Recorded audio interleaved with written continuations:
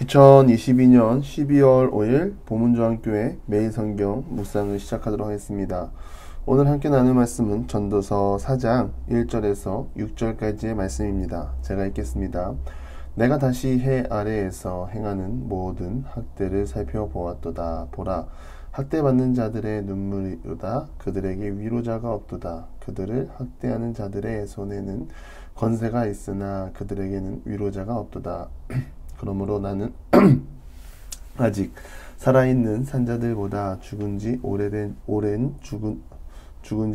죽은 자들을 더 복되다 하였으며 이 둘보다도 아직 출생하지 아니하여 해 아래에서 행하는 악한 일을 보지 못한 자가 더 복되다 하였노라. 내가 또 본즉 사람이 모든 수고와 모든 제조로 말미암아 이웃에게 시기를 받으니 이것도 헛되어 바람을 잡는 것이로다. 우매자는 팔짱을 끼고 있으면서 자기의 몸만 축내는도다. 두 손에 가득하고 수고하여 바람을 잡는 것보다 한 손에만 가득하고 평온함이 더 나으니라. 아멘. 전도자는 계속해서 자신의 경험과 자신이 본 것을 통하여 우리들에게 삶의 지혜를 전하고 있습니다. 이 전도자는 모든 학대를 보았고 학대받는 자들은 위로자가 없다고 말합니다. 학대하는 자들에게는 권세가 있으나 그들에게는 위로자가 없다고 말하는 것입니다.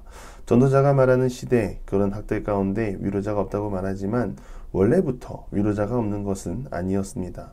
우리는 불의한 세상 가운데 살아갑니다. 그러나 우리가 처음 시작을 알듯이 원래 불의한 세상이 아니었습니다. 하나님께서 죄악으로 타락한 후에 구약 가운데 하나님의 질서를 심어 두셨습니다. 구약의 사상을 잘 알듯이 구약의 사상은 하나님 사랑, 이웃 사랑입니다. 하나님의 관심은 이웃으로 향하게 되어 있습니다. 힘없고 비천한 자들을 무시하고 학대하는 것이 아니라 고아와 과부와 객, 레위인같이 땅이 없어서 사회 구조적인 가난을 경험해야 하는 자들을 위해 공동체가 책임을 졌습니다. 이러한 질서가 바로 하나님이 가난한 자들을 돌보시는 하나님의 공의입니다.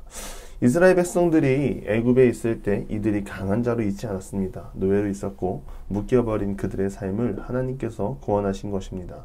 그래서 하나님은 이스라엘 백성들도 하나님처럼 정치, 사회적으로 가난하고 소외된 자들을 돌보라고 하시는 것입니다.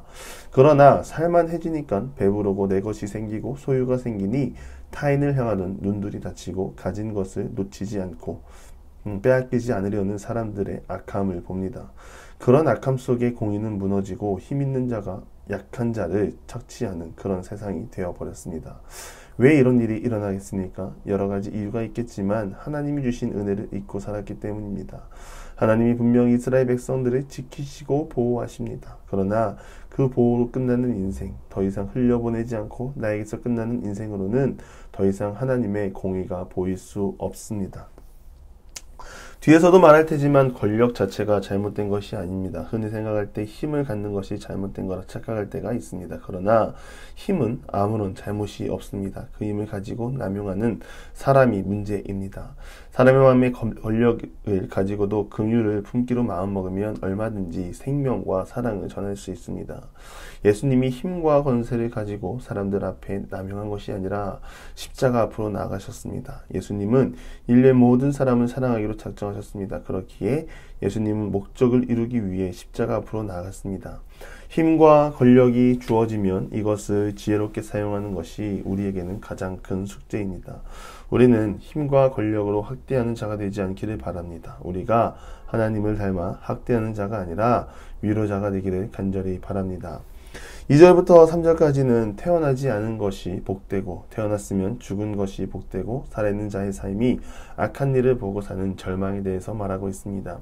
여러분들의 삶의 현실은 어떻습니까? 차라리 태어나지 않은 게 좋았을 거라는 말에 동의하시나요? 아니면 죽어 있다면 편할 것을 하고 생각하고 계신가요? 아마 그런 생각으로 살고 계신다면 분명 지금의 삶이 살아있는 지옥같이 느껴져서 그럴 수도 있습니다. 많은 사람들이 살아있지만 차라리 죽는 것이 낫다고 말할 정도로 힘들고 고난의 시간을 보내고 있는 사람들이 있습니다. 그 말은 그 삶에 평안이 없고 만족이 없다 말할 수 있습니다. 평안과 만족은 하나님으로부터 오는 것 아닙니까? 이 땅의 삶이 지옥같이 느껴진다는 것은 분명 우리 안에 결핍이 있고 세상의 그 무엇으로도 채워지지 않는 빈 공간이 있다는 것을 깨달으셔야 합니다. 정답은 하나님인데 세상 사람들은 다른 데서 그 채움을 찾습니다. 채울래야 채울 수 없는 탐욕으로 결국에는 자기 살을 갉아먹는 현실에 놓이게 된다는 것입니다. 이 땅의 삶이 천국의 삶을 살기 위해서는 우리에게 만족이 있어야 하고 자족하는 기쁨이 있어야 합니다. 세상을 보고 자신의 현실에 절망하는 삶이 아니라 하나님 안에서 기쁨을 찾고 자족과 감사하는 마음으로 하나님 앞으로 나아가야 합니다. 그럴 때 우리는 하나님 안에서 체험이 있고 희망이 생기고 주어진 현실에 감사할 수 있는 삶을 사는 것입니다. 하나님은 사람을 복된 존재로 창조하셨습니다. 그런데 그 복을 갉아먹는 것은 세상을 보고 나를 깎아내리는 내 눈, 내 마음입니다. 세상이 절대 기준이 될 수 없습니다. 우리 삶의 중심은 하나님이십니다. 우리의 삶의 중심에 하나님이 기준이 될 때 우리는 세상이 말할 수 없는, 세상이 따라올 수 없는 하나님 주시는 영원한 행복 가운데 거할 줄 믿습니다. 진정한 행복은 무한 경쟁을 통해 탈진하는 게 아니라 작은 성취를 할지라도 그것에 자족하며 기쁜 마음을 갖는 것입니다. 경쟁하는 세상, 우리가 다시 위로자가 없는 세상으로 가는 것입니다. 서로를 아끼고 배려하고 사랑하는 공동체 되기를 바랍니다. 5절도 같은 맥락입니다. 우매자는 팔짱을 끼고 있으면서 자신의 몸만 축내는도다.